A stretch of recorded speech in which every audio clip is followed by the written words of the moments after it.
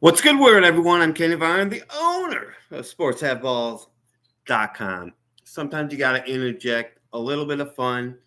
You're grinding, you're making money all the time, you're making money at a consistent level. You realize there's more than 1% of people who actually win in this business.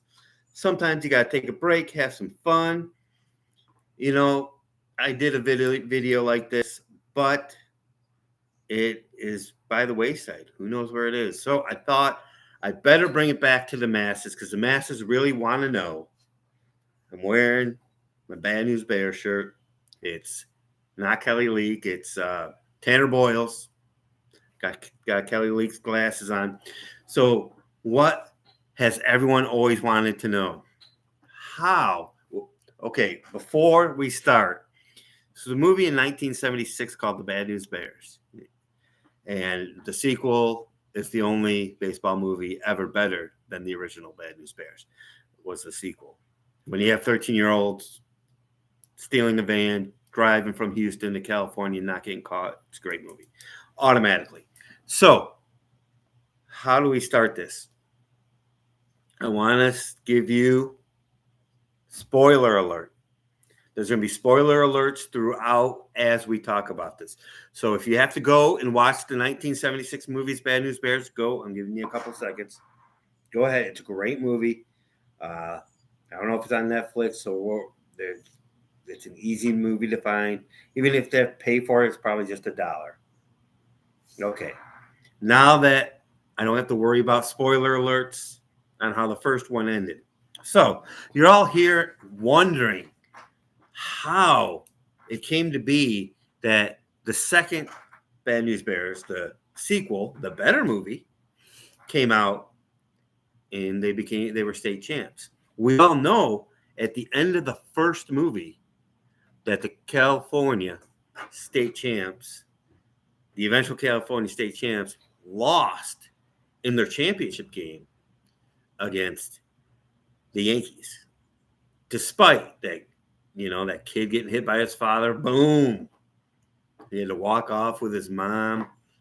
They still were able to hang on and beat the Bears. So what happened was, what some people don't know are the top two teams from the league would move on to the next round, to the state finals. It's not just the champion of each region that goes on. That's not how this thing works. And this is before the Little League World Series. It must have been. So what happened is they had a tournament, and it was pretty amazing because they really had to hit. They had to average 9.5 runs a game because Amanda was only allowed to pitch like 3 innings at a time. And the Bears, they were not the deepest pitching team. So what they had to do, what was the big time key, is they rematched with the Yankees in the championship game. And the Bears were so much more confident. There was a lot of strife. There was a lot of division that the coach of the Yankees, he put on his team when he hit that kid and knocked him down on the pitcher's mound in front of everyone because he thought his kid threw that he threw at the catcher for the Bears, Engelbert. That's it. When he threw the ball and it almost hit Engelbert, and then he went and slapped his kid down. That was a big division moment. So there was even a couple parents that took their kids off the team. But the Yankees were so deep that they were able to get the 10, still have 9 players, and make it to the championship. But their confidence was lacking because their number one pitcher, who beat the Bears, who pitched just long enough to beat the Bad News Bears in the championship game, was not there. The guy coaching for the Yankees was going through, the first parts of the divorce with his wife for great reasons. The kid can't be getting hit like that. That's just ridiculous.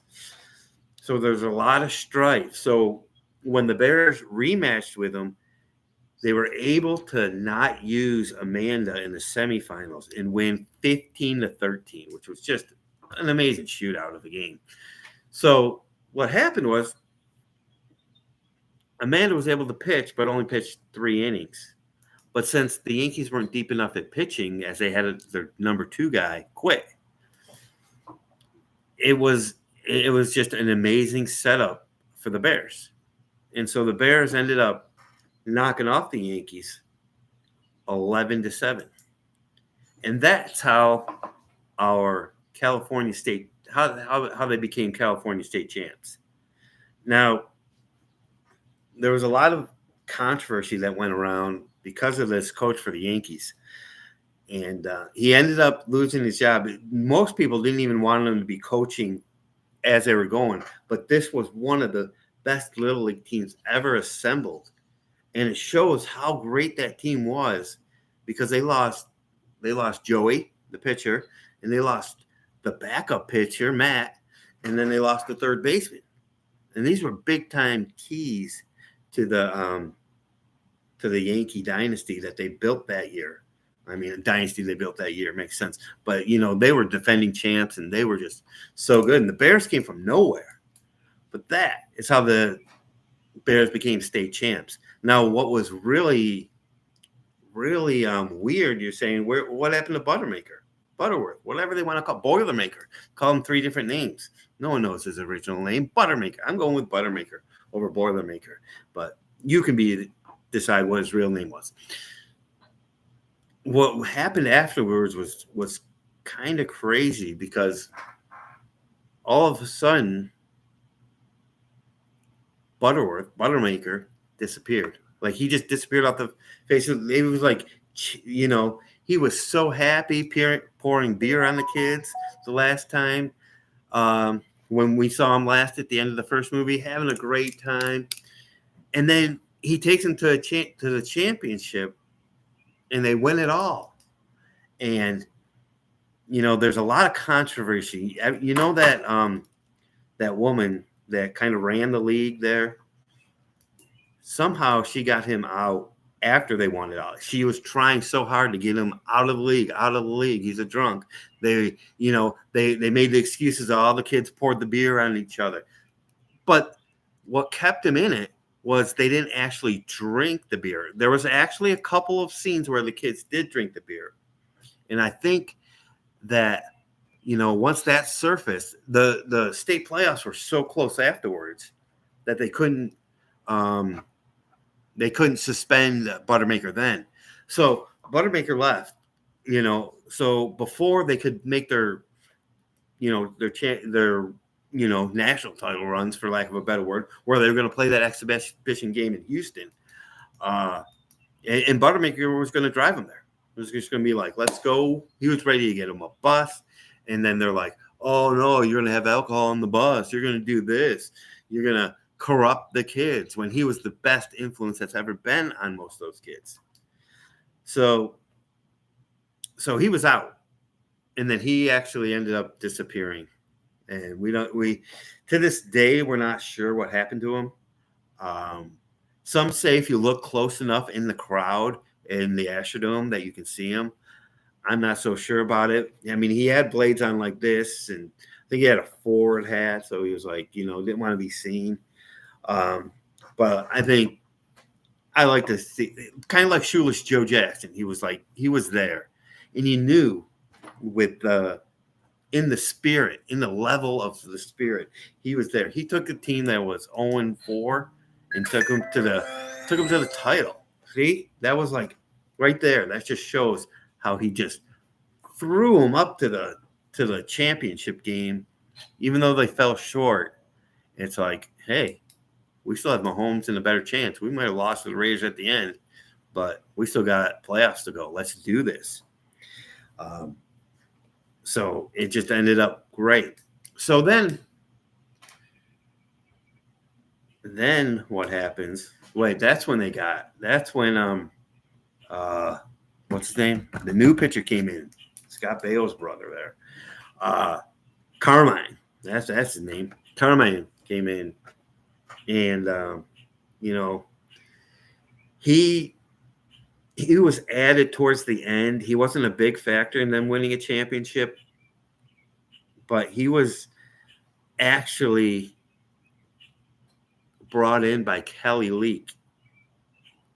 And it was really controversial what he was going to play. So they made sure that he wasn't even introduced to the team yet. But Kelly Leak knew if we can get this championship game, when we go to Houston, we have an ace pitcher that is up our sleeve. At least Carmine told him that. And that's how they were able to get everything together. And then, of course, in the second movie, what happens is, okay, they don't have a coach. And then they have this clown that Kelly Leak just has to run out of town. I mean, this guy's just one of those discipline freaks, the kind of guy that might be good at sports gambling, actually, because he'd be disciplined if he could discipline himself. A lot of people who can discipline other people can't discipline themselves. So, he was not going to be the right fit for the Bears. He's not going. He was threatening to take Chico Bale's bonds off the back of their shirts, and that's that just takes away the spirit of the team, the motivation of the team. This was their first jersey they ever got from Buttermaker. They're going to ride this, ride or die, ride or die all the way to the title. So they had to get rid of him, and a lot of people remember. There's lots of spoiler alerts here. They end up winning in Houston eventually. But how did they get there? And another question that so many people have asked me is, they drove that stolen van down to California.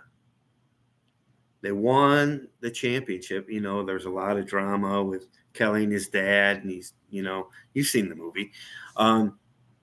If you haven't, you got to watch it 10 more times. But what happens afterwards? Did the guy report the van stolen? Where'd this van come from? This is really interesting how they got it back. So when they won the state title, they're like styling and profiling. You saw that they were like interviewing them before the game and all that. But that owner for the one that owned the stadium, that wanted to play the Bears, the team that was the California state champs, he put in some interference. No one knows exactly what he did, but not only were the Bears able to drive that stolen van back, and this is in the Carmine Kelly Leak deal, so the 100% exact thing that happened is kind of not sure, but we'll just say, we'll put it this way. They decked out that van afterwards. It's in a museum right now, just all decked out with bears. And now you're wondering about the owner who it was stolen from.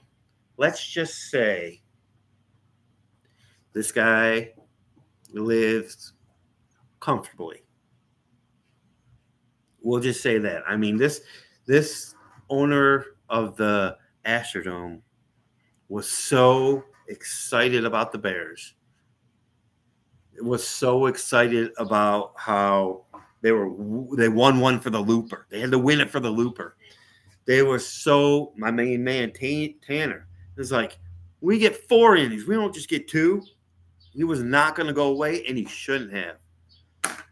That was a great job by Tanner. If you do that today, then you might, people get all up in arms. But in 76, that was the right thing to do, no doubt. You said we get 4 innings. There's no timetable on this. There's no time. There's no pitch clock. Back in 76, there's no pitch clock. So they were just so excited. He was just so excited about that. He didn't want any of those guys to get in trouble. And this guy back in Cali, they weren't, the best. They were not the happiest people because they were not Carmine fans. But it's kind of funny now that Carmine's grown up, Kelly Leak's grow up. They have They just have beers and just talk about the time that they know they stole the van. They can't say it, but that they were riding in a stolen van with a bunch of 12, 13-year-olds from Houston to Cali, or from Cali to Houston. But the movie never wrapped up them coming back from Cali with the stolen van, and how that all came to be. How the guy that runs the Astrodome was able to get them clean plates, different plates, making it theirs, signing the title over to them. I don't know how they do this. This was, 76. So maybe things were a lot different on how they could get that van back to California and then have it be in a museum. Are you serious? This is the most well-known. This reminds me of the 83 NC State national champs. Just a bunch of guys put together. They have their one star.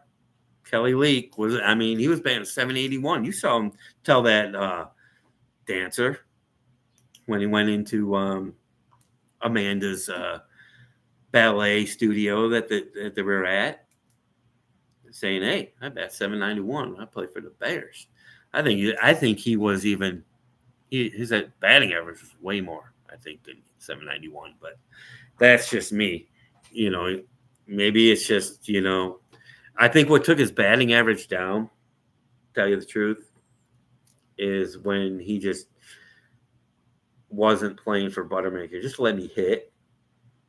And then he did. And that's why I think, someone accidentally put that down as a strikeout, like he was going to strike out on purpose. But that's neither here nor there. They got the van back to California. And from what I've heard, from what Curtis said, from what I heard from Curtis, he knows as much of this story as I do. He's the only one that knows as much as I do. He told me that within 6 weeks, because he was in California at the time, within 6 weeks, that guy was set up with a new van, with a new house, swimming pool. And what was so great about it, taxes, anything you ever had to pay for, gardening, taking care of the pool, all that, the owner of the Astrodome always took care of. And when he finally sold the Astrodome, it was in the contract that this guy was to be taken care of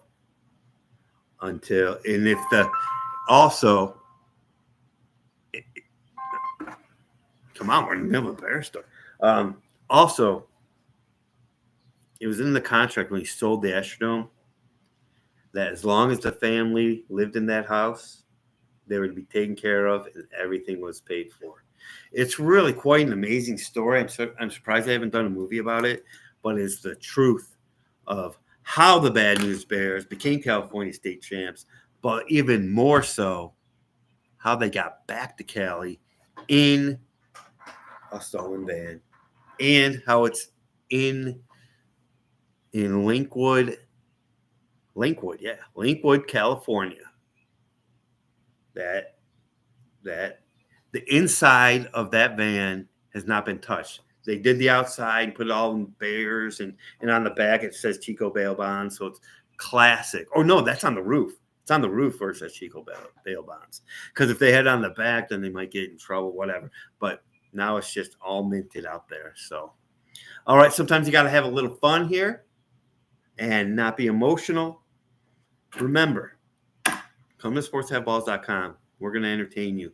But most importantly, we're going to set you up with smart bets or an opportunity to create your smart bets, because we want you to get the job done. We will give you the tools. We'll see you in the next video, and let's make money.